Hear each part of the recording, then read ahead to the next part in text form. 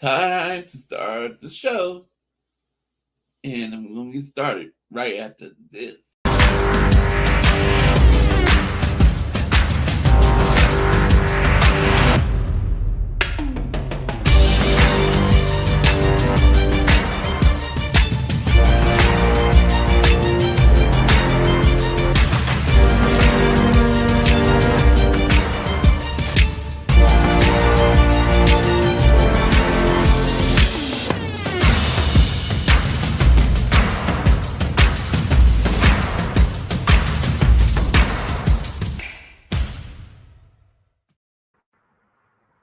Good evening, folks.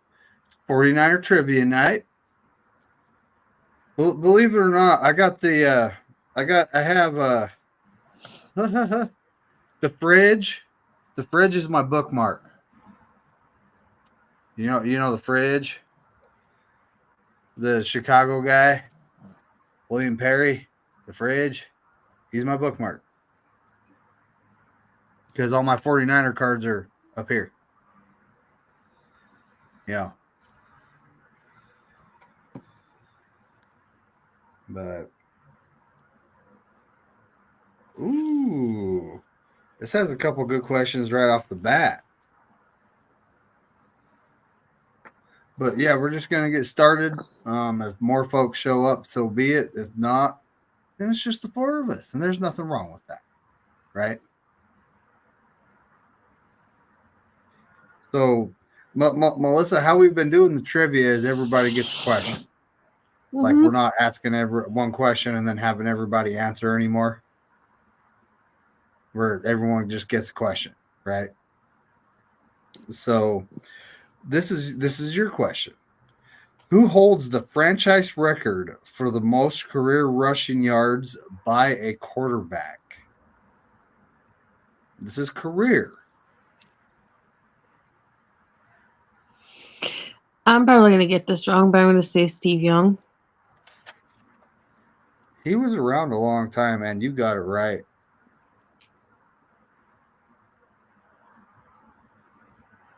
Yep. So, Brian, buddy, Joe Montana was the second starting quarterback in NFL history to win 4 Super Bowls. Who was the first?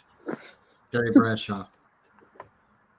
See, these are like easy. This book's too easy. I gotta like search a very difficult one that'll say who's the third string running back in 1947. You know, something like. Shout out to Korey in that book. That book he had, that damn book. But all right. So John Jay. Each sleeve on the 49ers home jersey features how many white stripes? Keep in mind this book is printed in 2020. Oh, 2020. All right. I'm going to take a guess. I want to say 3. Ooh, it's telling me 2.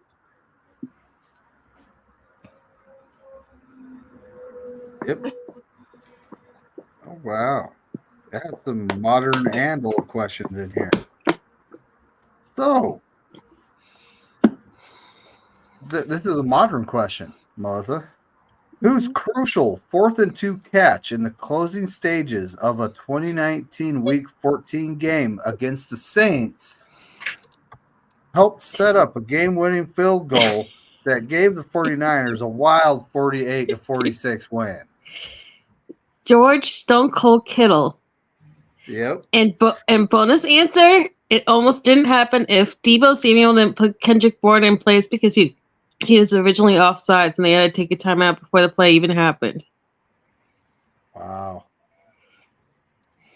And that was a rookie Deebo who did that to KB. Well, you know, Kyle Shanahan don't like starting rookies. That's something I kind of don't like. I'd love to see the young guys get some playing time. But you know what the funny part is? That was the year all the rookies came up big. Deebo, Nick Bosa, Dre Greenlaw. You need them rookies. You do. But Bryant, buddy, Who was appointed the 49ers defensive coordinator in 2017?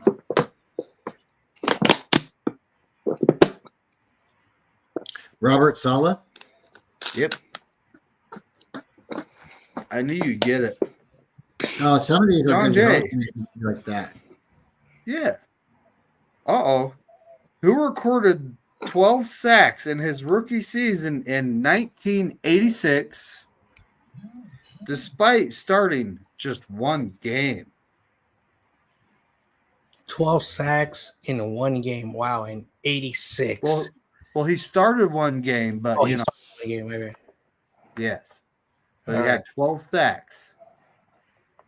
Ooh. The only clue I can give is a pretty big name. Let's see.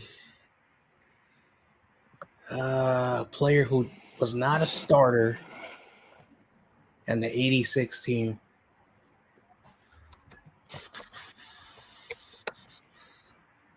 Wow. That's a good one. You can take a wild guess, you know. I'm going to go Ronnie Lott because that's the only defensive player that's popping in my head now. Believe it or not, Charles Haley. Oh, wow. I should have known that. He was on the team. I know, right? Melissa, who recorded? Well, no, I just asked him. Jim Harbaugh left the 49ers to take the head coaching job at which college? Oh, come on, Book. You could do better than that. I know he was at Stanford before the Niners. I don't think Michigan was right after the Niners, though. Was it Michigan? Or was it like another school in between? I can't remember that much. I think it was Michigan. He went straight there. Okay, so Ooh, we got I guess Jess the in Michigan chat. Wolverines. Got Jess in the chat. What's good? Hi, Jess. I was being argumentative in her chat earlier. Sorry about that, Jess. No offense. It's just one of those, we don't know how anything is going to play out. You know, you can't take anything for granted. Oh, Carcass changed his name, so he forgot to let everybody know it's Good Rush, Gold Rush, Good Ryan.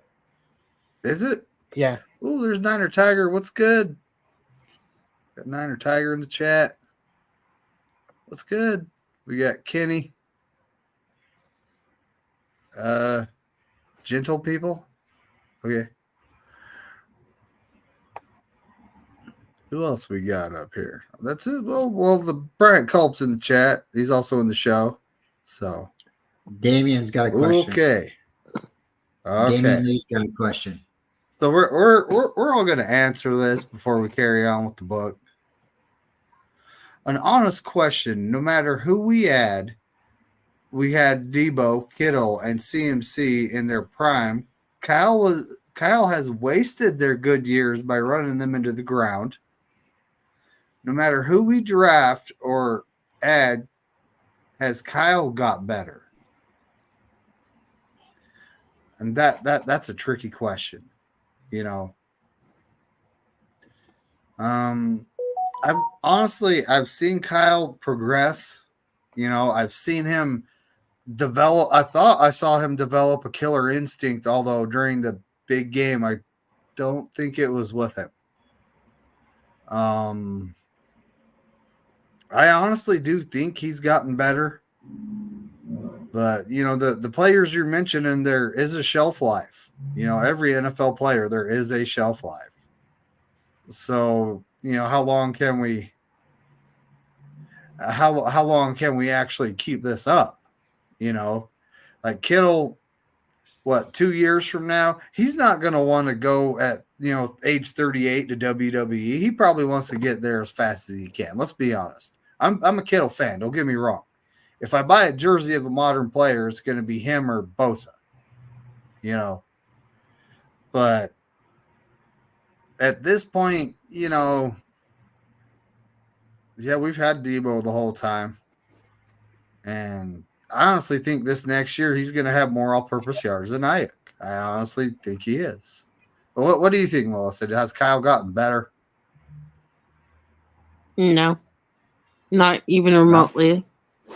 I think Kyle has regressed. I think he's gotten comfortable. I think he's gotten to the point where his doghouse is even worse than ever because who he doesn't trust or who he doesn't understand right off the bat, he still gives so much issues to. I think he's become too reliant on his crutch players and the people who he falls in love with. So, like Debo Samuel, when Debo Samuel goes out and he gets injured often, his entire playbook is like thrown to the wayward because he doesn't want to move off of what he already scripted. So he's become far more reliant on what he's scripted because he wants it to be perfectly like I drew it up. It happens on the field. I also think that he doesn't have anyone who calls him out anymore on defense. He got rid of Steve Wilkes. He got rid of D'Amico Ryans, Robert Saleh, and it's just like nobody will call him out or call him on his bullshit or challenge him. And I think that Debo had one good year. And I think it's wrong that so much of the offense right now, when you have all these magnificent players playing at their best, is so reliant on just who Kyle wants to push. It's frustrating, and it makes me sad because like in 2017 you didn't really have anybody, but they still dispersed the ball around the most. In 2019 you used all your running backs. Now it's just like they want to push one guy until they're broken and they can't play and they're injured. And so I don't know if we're wasting these players exactly, but I do think there's an over-reliance on certain people, and I think Shanahan is getting only worse with time, in my opinion. Okay. Brian, what's your take on this? I think every year Kyle's gotten better and better. And the reason I think that is every year you can look at what he did the year before, and then you look at what he's been given the year to start with. You can't blame injuries entirely on the coach. It's got to be like 50-50 on the player and the coach. You know, the player got hurt. It wasn't the coach. Did the coach play the player too much, or did the player get hurt because the coach didn't tell him to train long enough? Or at a certain point, these kids are adults and they have to, be accountable for what they have to do as well. Some people aren't dedicated as much as other people are in their training, their ritual. They're not all in. Some people, it's about the time, and the experience, and there's examples of really good players being, about the time and being flow, and lucid and everything going right for him, like Deion Sanders, super party at the Super Bowl, right? But Jerry Rice, super dedicated, right? So two different styles, and it goes down to the player. It's not necessarily the coach, because you could have anybody coaching that team at that moment, and then that roster would probably get to the Super Bowl because they had that plan already established. So with what's happened with Kyle, we had the Harbaugh, and then we had the Harbaugh, and then we had the falling off. Everybody was like super just leaving the Niners, right? We all seen it. And with us not having a stable coach, we tried the Chip Kelly thing and the Jim Tomsula, and everybody knows how that went. So we didn't have anything for Kyle to really come in with, right? Colin Kaepernick wanted to leave the 49ers, and even if Kyle would have begged him to stay, it probably wouldn't have worked out because the whole situation with the locker room and everything. So they were in a rebuilding stage. So if you look at the first year, Kyle coming in with John Lynch and them starting out, what are you going to expect? Really, for everybody expected them to have a really, really bad season. And they ended up, surprising people. And then we did try to trade. A lot of people didn't like what they tried to do, but they did try to trade for Tom Brady. That would have happened, and they would have had 4 or 5 Super Bowls right now. I don't think anybody would be saying anything except, oh, yeah, you did it with, Tom Brady. So they didn't get Tom Brady. They went after Jimmy Garoppolo, and he had a really, really, way about doing things, right? The team didn't even need him to really run the playbook because he kind of had a veteran mentality where he knew he can get through things, maybe playing backyard football. Well, the next year, he gets hurt immediately. It was like, what, week 3? So then it's like, can you blame Kyle for that at a certain point? I guess you can, but then he was the one who chose to cut inside the field instead of cutting out and going out of bounds. So he took the direct hit where our quarterback's trying to be like, oh, I'm aggressive, I'm a linebacker mentality. He got hurt. So then they go after a quarterback and breaks his finger in preseason. So you can't start him there when everybody was like, well, so, I mean, there's certain things that happened to Kyle in their existence of being on the 49ers. COVID happened. A lot of things happened to teams. So for every year, I can look at it and I can truly say, yeah, he's gotten better and better every year. Now there's been some decisions that's been made in different years that I would say he's probably learned from. I don't see him continuing to have the same mistakes. Again, it's not his fault that Jimmy Garoppolo, and I'll reference this for a long time, called a quarterback sneak and sent Trent Williams in motion, and we got a false start because he didn't get set up quite fast enough. Jimmy didn't look at him right, whatever, but they would have just played cute football, right? That was cute, right? Sending the guy in motion. But everybody wants that guy to get a touchdown. Everybody wants them to be more involved, right? But if you just line up and they just run the ball, Jimmy Garoppolo would have got that first down. So I do see there's some times where he's being too clever, or maybe he's just, trying to be, again, like this, dynamic coach, offensive genius. But I do believe every year he's gotten better. We keep getting to the championship game or the Super Bowl when we have a healthy team. And I really think there's just one or two missing keys. And, for that, I'm going to pass it to John Jay because I think I've talked in my thoughts on Kyle. Bless you. Oh, good. I actually went in the other room and did that. You wouldn't believe how loud my sneezes are. Mm-hmm. Yeah, you wouldn't believe how loud they are. But John Jay, what's your take, buddy? Has Kyle gotten better? So this is a difficult question because he's not a bad coach. Because like everyone tells me, if we fired him, hypothetically, 28 other teams will call for his service. Because if he was a bad coach, nobody would want him. Yes, he's done a lot of things that 49er fans do not like. And I do agree with that as well. But who is at Kyle Shanahan's level right now to run this team with the players that we have right now? Because we don't know what can happen. So that's a different conversation for a different situation. He's a great coordinator. Like what he did to Debo, like, wow, like what he turned him into and made Debo not just a dynamic receiver, but what he can do running the football. And the way we run the offense is very difficult. But when you look at a lot of the players that we have on offense, besides our playmakers and Trent Williams, a lot of our offensive line players are not considered like elite. And so at the end of the day, like I do think what he needs to do is mature a little bit. And I think once he passes that maturity, I think he can finally lift up Dan Lombardi. And as long as, we're winning the division, we're playing in the conference championship, we're probably playing the Super Bowl, Jed York is going to be okay with that because that's our owner. Not a big fan of him, but to dump him away, who can come in here and do what he has done? Because at the end of the day, like no one saw what Brock Purdy was going to do. Jimmy Garoppolo, you can have your opinions about him, but when he went to the Raiders, that was funny that he was not the good quarterback he was when he was in San Francisco. So I look at Kyle Shanahan as a double-edged sword, a very sharp sword that you can like fight, but you also stab yourself at the worst moment. So that's how I look at the Kyle Shanahan debate. That's just my opinion. Go ahead. Can I add? All right. I just wanted to add one quick thing. It's not that I don't think he's a good coach or a good coordinator or can't draw things up to help the team. And it's not that I want to get rid of him. It's just, it's small moments like this year. It was, I think, the Jacksonville game off the bye where Ambry Thomas, who we all have differing issues with Ambry Thomas, had this huge pick six, and it was the first pick six of the year.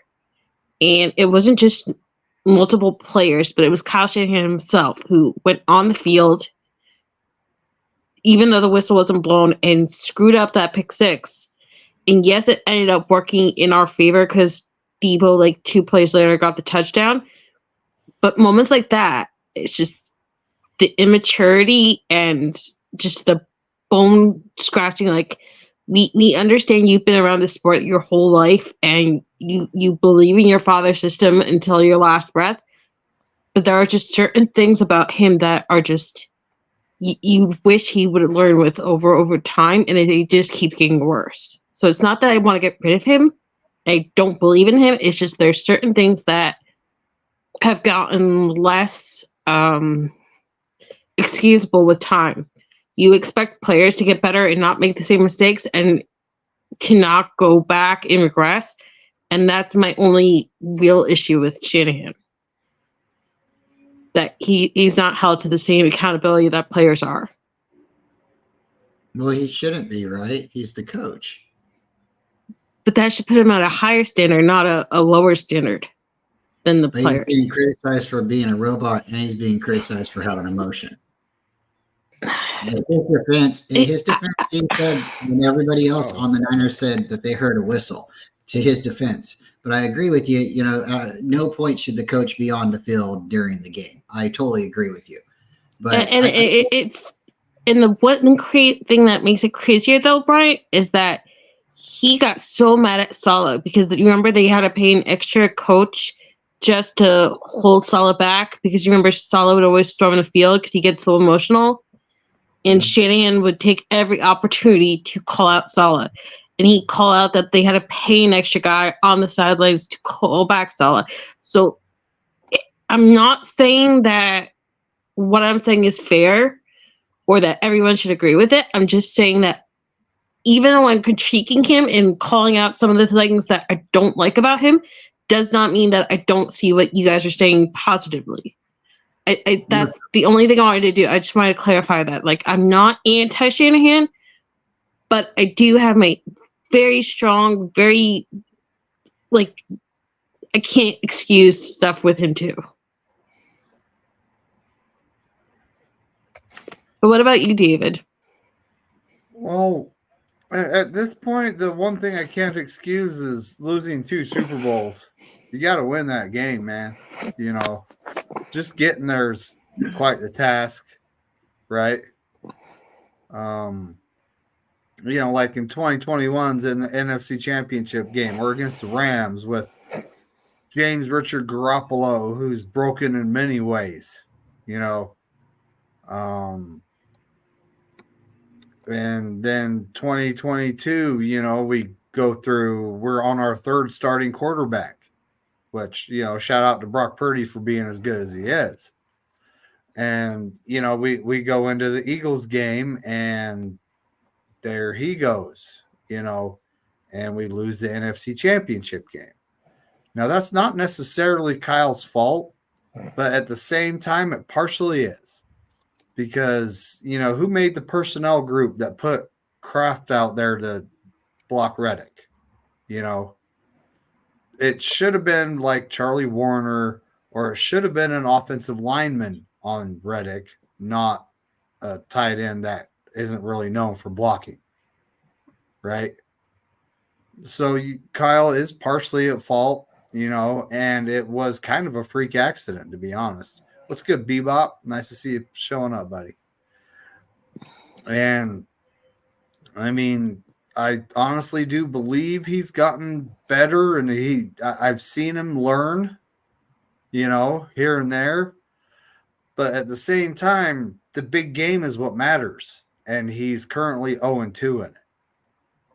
So seeing him like this next year, if he goes to the Super Bowl and wins it, then, you know, that's going to change a lot of how a lot of people and the faithful look at him.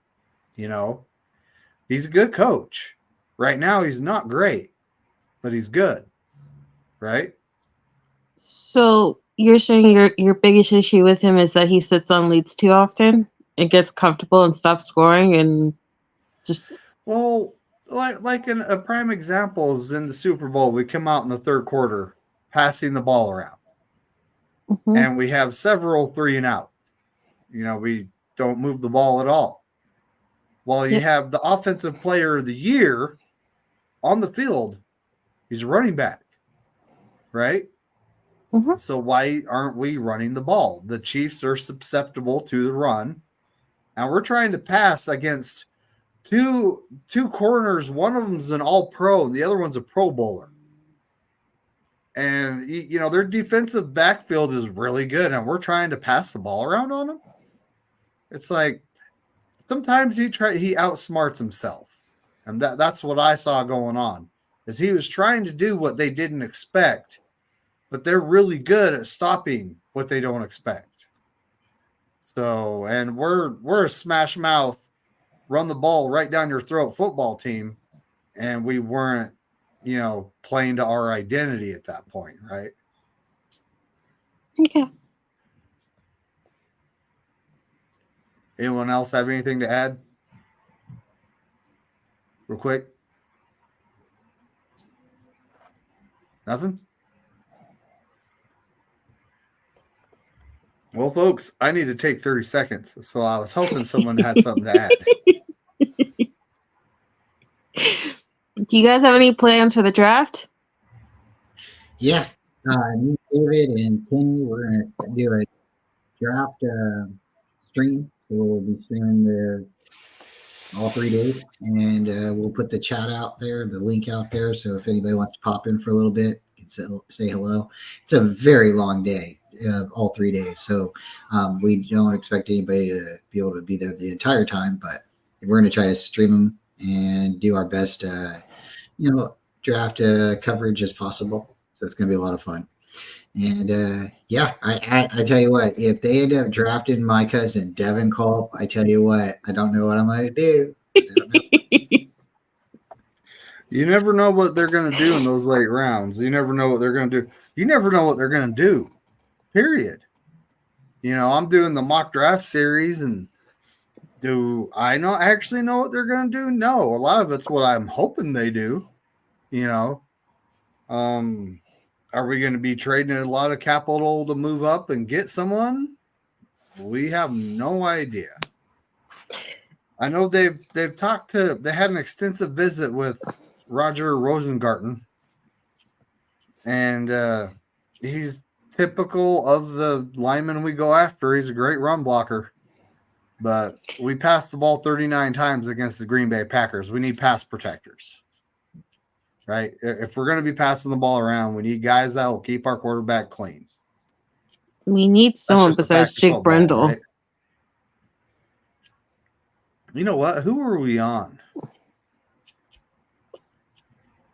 I think I got through the 3. I think we're on Melissa here. Nope. I asked Melissa that question. So we're on Bryant. Bryant, you ready? I'm ready. Which former Baltimore Raven caught 237 passes for 3,030 yards, including 16 touchdowns in a 3-year spell with the 49ers from 2013 to 15? Wow, that's an easy one. Oh boy! So it's either. So what year was it again? At the end, could you just? It was 2013 to 2015. It's either 2013, 2015. Yes. Golden. Yep. We had both of their wide receivers. I can't ever remember the other guy's name. Torrey Smith.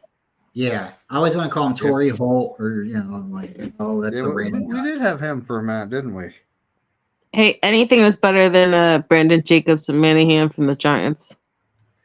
Ooh, John Jay, you have a complicated one here, buddy. I got a hard one for you. I don't even know this one. What is Joe Montana's middle name? Joe Montana's middle name. Someone told me his middle name years ago. It's kind of crazy. I just got to probably say a random name. Joe.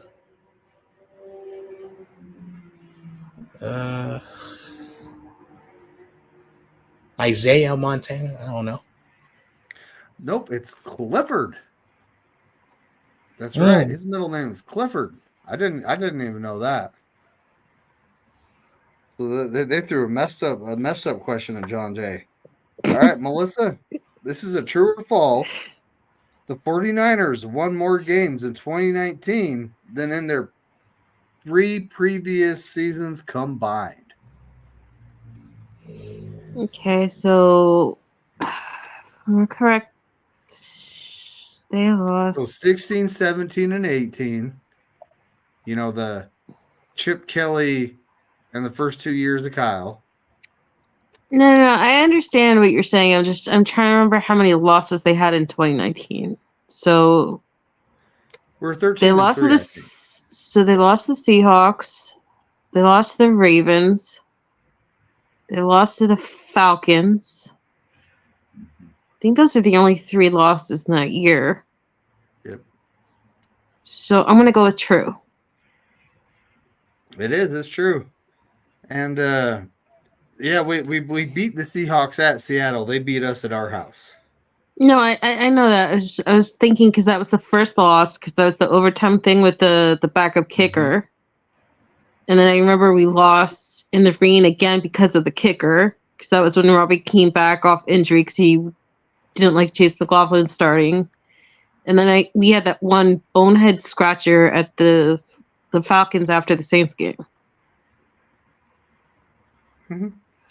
Bryant, I think you're going to know this, but I don't know. I think you're going to know this.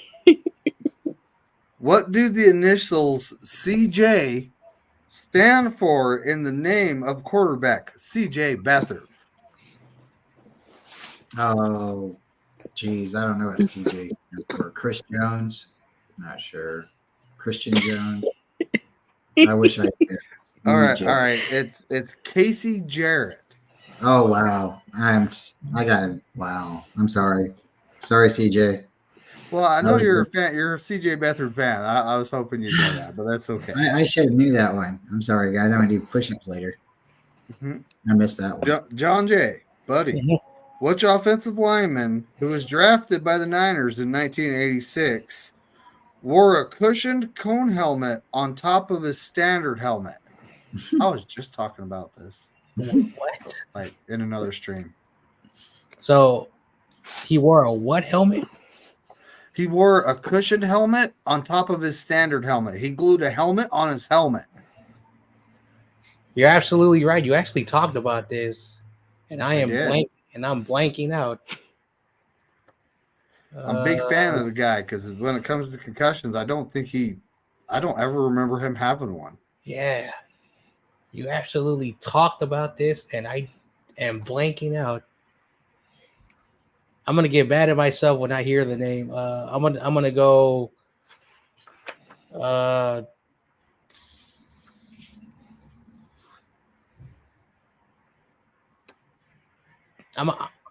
gonna say Charles Haley. I know I'm wrong.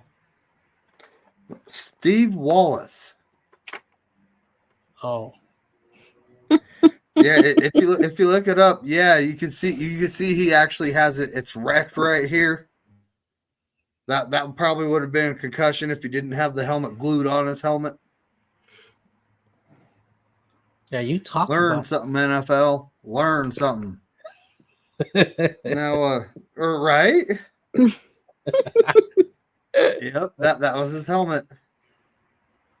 I don't think that Very looks distinct. bad. It kind of looks a little bit, decent. It looks funny, but I don't remember him ever having a head injury. Right? That was a big thing in the NFL, head injuries. Yeah, it does. It looks funny, but it was effective. Like they need to put some more glue on this one.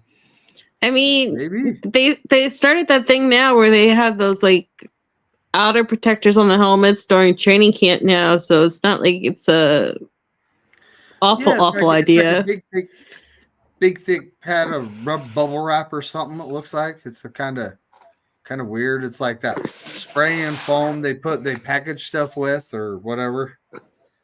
But All right. Melissa? Oh, man. You're totally going to know this. Who was the last 49er player to wear the number 42 jersey? Ronnie Lott. Yes, I believe it's a retired number. Is it, Bryant? Yep. Is Jess still in the chat? Most of the time she pops in, hits the like, says hi, and then she's a busy lady. I don't know. Jess, Well, if if you're she's still in say the something, chat, please. I'm wearing Ty's sweater. See, stay faithful. Stay faithful. It's nice and drizzly and cold in Jersey, so this hoodie is keeping me from being absolutely sick and sneezing everywhere.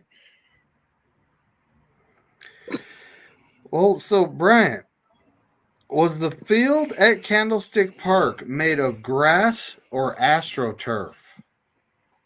What year? I don't think it ever changed. When it was first. At Candlestick. Yes. Okay, so when Candlestick was first built, it had an AstroTurf field in 1976 or 77, and then it converted to a grass field. And the Oakland Raiders were the first football team to play in Candlestick. It was actually the San Francisco Giants stadium, the baseball team. Keep in mind, this is a 49ers trivia book. Okay, so I'm still going to say it was AstroTurf. Oh, it says grass. Okay, I'll take it. That's fine. But yeah, I remember that field looking all tore up after games because the tide would come in late and the other team would be slipping all over the place. They'd be on the field sideline changing their cleats. I miss those days, folks. I miss those days. So, John Jay, this is true or false? The 2019 49ers became the first team in NFL history to reach the Super Bowl after winning just 4 games the season before. True or false? So the first team? Yes, it says the first team. This might be a trick question, but I'm going to go with true. It's false. I knew it. I do not have the stats on who the other team was, but they're probably, I'm going to have to look that up before we get off just to see. But, Melissa, in an October 2010 game against Atlanta, speedy safety Taylor Mays became just the 4th 49er to do what? No clue. Return a block punt for a touchdown. Okay. I didn't remember that either. So, Right. I'm sorry, Brian. I said I'm sorry, Brian, because he's always like the first person that gets like every special teams thing corrected, and I didn't know it at all. It's okay. Bryant might have known that. Bryant, did you know that? I know. No. Okay. So, do the 49ers have a winning or losing record when appearing on Sunday Night Football? No, winning record. Winning record's correct. All right. Do the 49ers, John Jay? The 49ers won their first ever playoff game in 1970 under the stewardship of which head coach? Oh, wow. I know his last name. Let me get his first name. You can just say his last name. Nolan. Yep. It was Dick Nolan. There you go. It's my first one. Oh, I know, it's throwing hard ones at you. Mm-hmm. And we're back up to Melissa. What is the fewest number of points the Niners have given up in a 16-game regular season? This is multiple choice. A, 227, B, 237, or C, 247?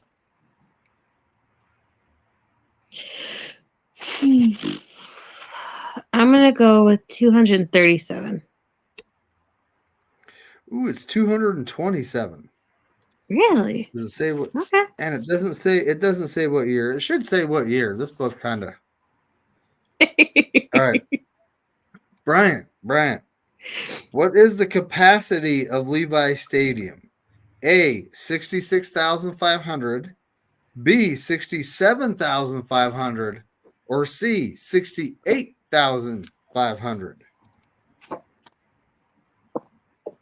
I'm taking a guess. I'm gonna say A. It's actually C, 68,500, and I didn't know that. It's weird because we got like half a stadium, you know. Ooh, we're going to do one more quiz here, folks. We got receivers.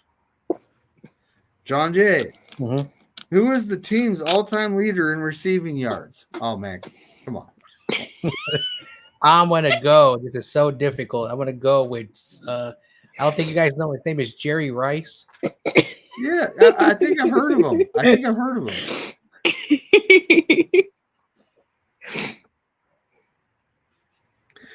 All right, Melissa, the longest touchdown pass in team history was a 97-yarder against Atlanta in 1991, thrown by Steve Young to which wide receiver? 1991. Jerry Rice. John Taylor. Okay.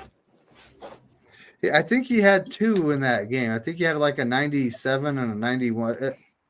I can't remember the exact details. It was a long time ago. But I actually remember I was watching that game on TV though. I remember it because it was like it was a wow moment, right?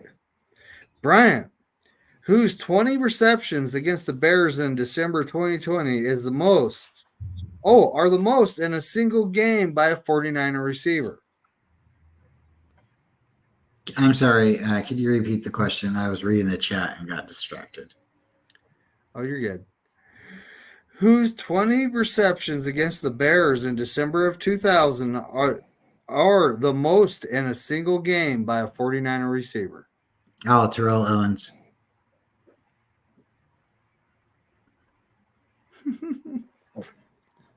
Okay, that's correct. I was just reading the chat myself. Anyway, John Jay, which 49er tied for the NFL lead? Yes, which 49er tied for the NFL lead after catching 13 touchdown passes in 2009? So the tied with 13 touchdowns in 2009. Well, keep in mind, it says which 49er, not 40, tied for the NFL lead after catching 13 touchdown passes in 2009. Oh, okay. I'm going to go with Vernon Davis. Yep. I don't know. I don't think Crabtree was on the team at that point.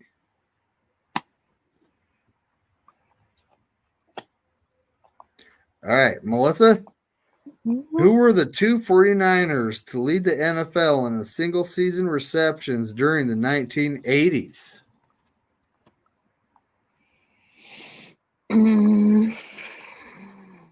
What? Dwight Clark and Roger Craig. Wow. That's a hard question. You should get 2 points for that. Am I right or am I wrong?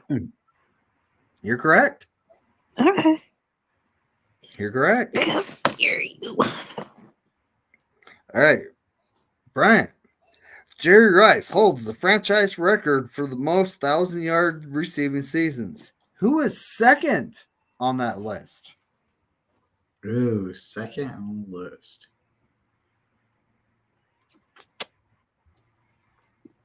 It's got to be wide receivers too, huh? It's a wide receiver, yeah. Who's second on the list?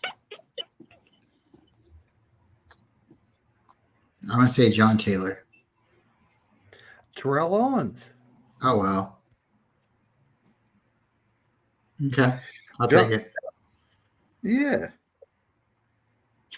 Oh, John Jay. This is a modern question. Mhm. Whose 802 receiving yards in 2019 were the second most in team history by a 49ers rookie? So a rookie caught 800 something yards. And 802 receiving yards, Okay. and it's a second in franchise history. Is that right? Second most in team history by a 49er rookie. Let's see. I'm gonna go with Michael Crabtree. It's 2019. Oh, 2019. Yes, 2019. Okay. Oh, Debo. Yep. I was thinking about 2009. I don't know why. So, Melissa, in which round of the 1985 NFL draft did the 49ers select Jerry Rice? First round. I don't even have to look at the answers. You know,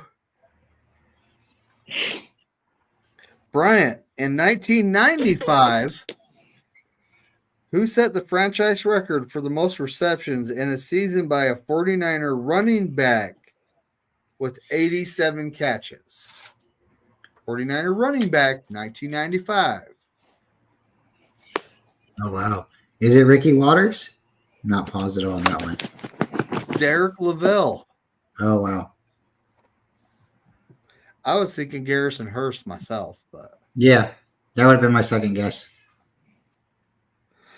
John Jay, who was the first 49ers tight end to record multiple 1,000-yard seasons? Multiple 1,000 yard seasons.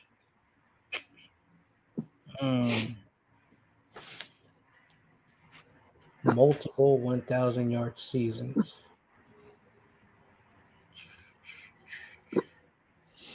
I'm gonna take a wild guess and say George Kittle. That's it. Okay. Yes. Well, I was looking at the next page. I can't go there yet. I'm sorry. You know what? I was watching a podcast before and they were all telling me that George Kittle, if you had to choose between George, Brandon, and Debo, and you had to trade one of them away, you trade away George, not only because he's the oldest, but he's a one-trick pony. So just anyone who brings like actual like giving Kittle credit stuff, it makes me happy. Because so many people just hate on him for I don't know what. I think if you trade Kittle away, you definitely change the dynamics of the 49ers right away. So he does so many different things for the team.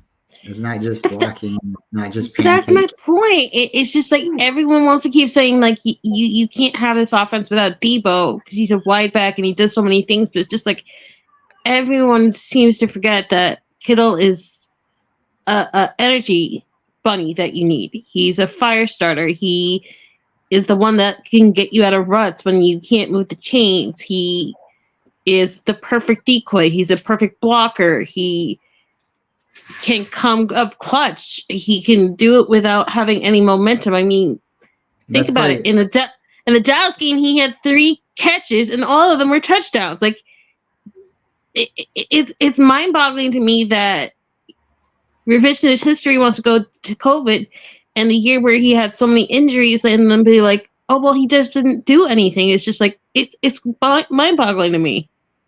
Well, that's like, we don't have to answer it out loud, but it'd be fun too either way. But just think about, you got receiving, blocking, catching, right? You can even throw in motion, right? Like you just said, Kittle's not ranked out of those 3 players in third in any one of those categories. He's at least 1 or 2 in any one of those categories. He runs better routes than Debo. He's just as physical as Debo. He blocks better than Debo. He catches the ball better than Debo. Okay, so BA might catch the ball better than Kittle, but he doesn't block better than Kittle. He might run better routes, when the camera's on. And there's some intangibles to that. So I'm not a BA hater or a Debo hater, but Kittle's very, very important to the 49ers right now. Thank you. That's all I'm saying. He really is. So we're on Melissa. And in 1987 regular season, Jerry Rice set a franchise record after catching how many touchdown passes? You keep picking stuff from like before I was born. I don't know. I'm gonna throw out a random number. I'm probably way off. 29. 22, and I think it was a strike-shortened season. It could have been more. Is that the year that was only 14 games and he set the record? Yes. Okay. And then some other guy came and beat it, but he did. I think he did it in 16 or 17 games, something like that. It was. But see, this might be Jerry Rice's record. Yeah, he didn't do it in 14 games. But that's the thing. Like, how can you beat his record when they don't even play the game like they did in the 80s? That's like the crazy part of me. Like, it's like the debate between Joe Montana and any other quarterback. Like, you can't say that they're the GOAT over Montana because Montana played in the era where they didn't have the tuck rule and they didn't have all this. You can't hit a quarterback. You can't do this. And you can't do that. It's just like it's like any other sport. Like you can't really judge the generations, and it's crazy to me that they want to keep saying that the guys from before don't matter because what the guys are doing now is just so elite. It's not the same game. And that's true. It's far from the same game. And that's back when the like the defenseless receiver rule. That wasn't in place back then. They could hit a receiver that's in the air catching the ball and knock the ball out. And isn't Montana the only one to have 4 Super Bowl wins and never lose a Super Bowl? Terry Bradshaw too. Yeah, Terry Bradshaw and Joe Montana. Yeah, I don't think Terry ever lost a Super Bowl, but I could be wrong. I don't think he did. I don't think he did either. I don't know though. I'm gonna have to look that up before we get off. Mm-hmm. But so who are we on? We're on Bryant. Jerry Rice caught 14 passes for 289 yards in an epic Monday Night Football performance in December of 1995 against what team? Okay, I'm sorry, you don't have to read the whole thing, but start out with the first part.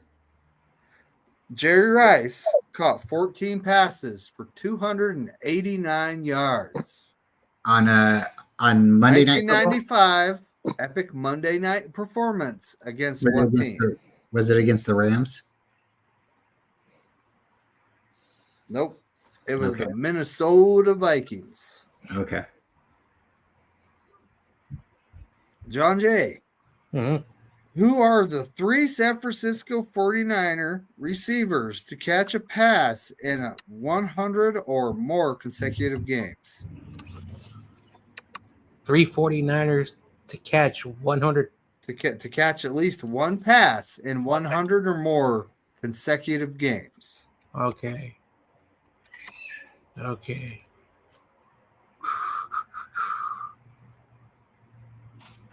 Receivers. I believe two of them are in the Hall of Fame, and one has like. All right, so Jerry Rice, Terrell Owens, and John Taylor. Dwight Clark, you got 2 out of 3. Okay.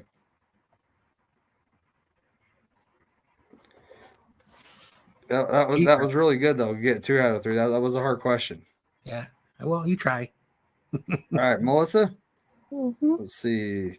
Which tight end caught 417 passes for 5,195 yards and 33 touchdowns in a career that stretched from 87 to 1997?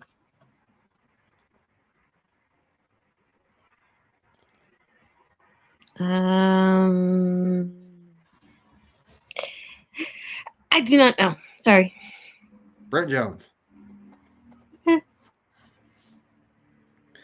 So, Bryant, Jerry Rice is one of 3 49ers to lead the NFL in single-season receiving yards. Who are the other two? This is the entire NFL. So let's. Wow. And it's not necessarily wide receivers. Oh, okay. Then we'll go Jerry Rice. You already said that, so I already have to come up with 2 other people. Yep. We'll go.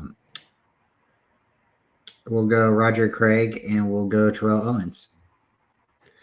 Gene Washington and George Kittle. Oh wow, George. Gene Washington. That's old. That's really old. That's Mhm. really old. I couldn't expect you to know that. All right. John Jay, who caught 11 passes for 286 yards in a December 1989 game at the LA Rams. All right. So 11 catches, 200 yards, 289 yards. 280 yards. Okay. In Well, what year? 86. I might be a little dyslexic. 286. 86. Man, like the obvious answer, but it could be somebody else. It's 1989. Oh, 89? Okay. Yep, 1989. All right. I'm going to go with Jerry Rice. John Taylor. Okay. And Bryant, or we're up to Melissa. Uh-oh. Before Brandon Ayuk in 2020, who was the last wide receiver selected by the 49ers in the first round of the NFL draft?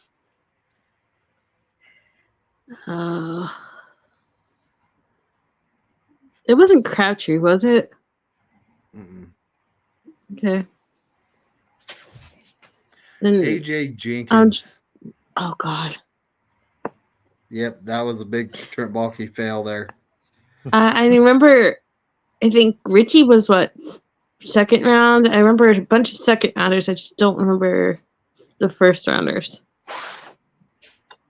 Running back? Is this serious?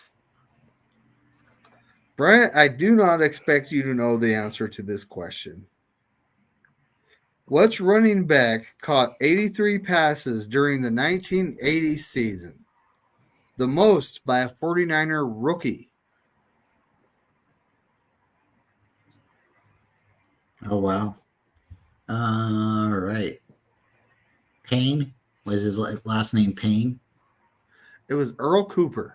Okay. I honestly don't expect you guys to get these last 3 because they're kind of old head.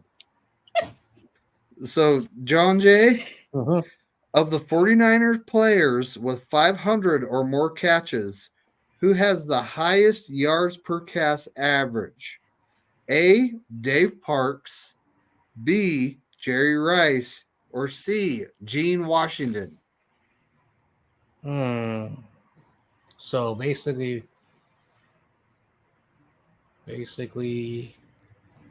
okay. Name me the answers again.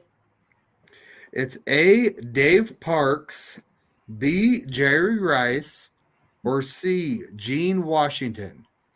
I'm going to go with Gene Washington for some reason. That's correct. Oh, good. When you go with your gut. All right, Melissa, this is actually the last question of the night, folks, because I just need some rest, recovering. Which receiver's 21.5 yard per catch average is the best by a 49er receiver over the course of an entire season? A, Terrell Owens, B, Freddie Solomon, or C, John Taylor?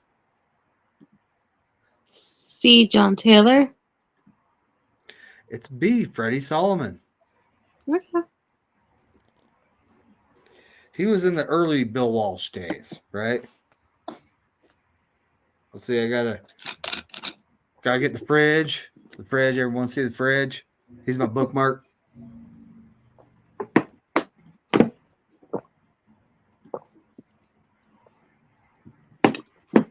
It's kind of funny, you know.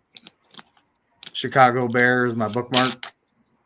But there's a reason for that, folks. They're the All first these- pick wrong way. overall. All these cards up here are 49ers, except for one. One of them is my daughter in a softball uniform. But all these are 49ers up here, you know, in this section, all those cards. So I mean, it kind of fits. The first pick overall is the Bears. that's true. Mhm. That is true. Yep, they're gonna be drafting JJ McCarthy. Yep. I gotta ask this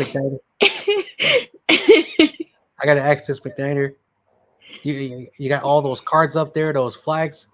Could you let everybody know that wonderful plaque that Korey gave you? Yes. Matter of fact, this one all the way up here, I actually get it down. Let me turn the camera off because you don't need to see the shorts I'm wearing. You know, my dad would actually die of shock if JJ McCarthy went one overall. He has like this giant fear that the Giants are going to trade from 6 to 4 and actually get JJ McCarthy at 4. All because Peter Stringer said something about it in his like mock draft. 2022 NFC West champions. Mm-hmm. See that bad boy? Yep. I'm covering the NFL symbol so I don't get in trouble. Mm-hmm. Yep, this was given to me by Corey Davis for winning the NFL picks in 2022. And it was by 2 games. By 2 games. It's like, that was close. You know, YTC won this last season's, Mm-hmm. right? He wanted to say thank you, guys, for that. He really liked it. Sweet. You see, we received the cup. We're going to have him like show it on camera one of these days. Mm-hmm. Yeah. He sent me on Instagram the picture. He really liked it. I don't know if he drinks coffee, but you know, Well, he uses whatever his beverage of choice is, he can drink it out of that. You know, he loves his energy drinks. That's all I'm gonna say. Oh, I did drink energy drinks back in the day, but I got up to like 200 and something pounds. I'm not going to quite get into details, but it wasn't sitting well. So I quit drinking energy drinks, you know, worked out, got myself in better shape, you know, and I realized that I really don't need energy drinks. You know, it just makes me bounce off the walls, gets me all moody and stuff.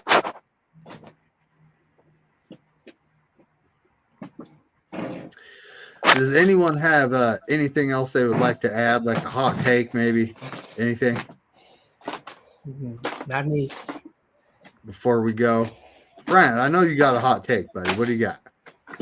Trust the process, and stay faithful. Turn your notifications on so you'll know when we're going live. And don't be afraid to, reach out, explore other universes, come back to Earth when you're done, and join us again. It's gonna be a lot of fun. I'm gonna be going live with Kenny tomorrow, so check us out. That's right, check out your notifications, and I'll be putting that in for the community. And Melissa, thank you so much for always coming on. You're great, very knowledgeable, and John Jay as well. And David, man, get better soon, man. Mm-hmm. Get better. I am. I'm feeling better. I was actually able to go to work today, and yesterday I was getting dizzy and it was bad. Like, went and saw my doctor, got some amoxicillin, probably put way too much of that in my body at once. And then, I was able to sleep, and I woke up, I was able to breathe, and I actually picked up this 100-pound weight I have over here and, pumped it quite a few times to just see if I would get lightheaded, and I didn't. So I went to work. Does that sound insane? Nope. You're an Iron Man, McNiner. All Do right. what you got to do, folks. You do what you got to do. You know. But all right, we're gonna get on out of here, and it's See you always later, David. yep, it's always go Niners. And as Corey Davis would say, F all 31 other teams. Yes.